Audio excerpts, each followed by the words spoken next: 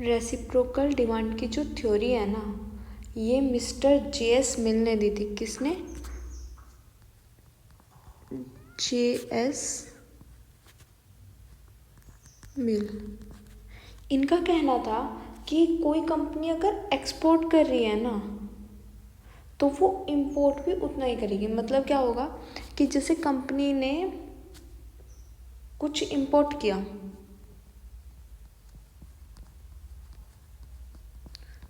तो वो रिटर्न में किसी कंट्री से, बाहर की कंट्री से करा इंपोर्ट, तो रिटर्न में वो क्या करेगी?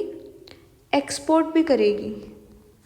उस इंपोर्ट के बिहाफ में एक्सपोर्ट भी करेगी, और इसे कहेंगे रेसिप्रोकल डिमांड। मतलब क्या होगा, हमारे कंट्री को जिस कमोडिटी की ज़रूरत है दूसरी कंट्री से लेगी, और दूसरी कंट्री को जिस कमोडिटी की ज़रूरत है उस कंट्री को वो कमोडिटी देगी।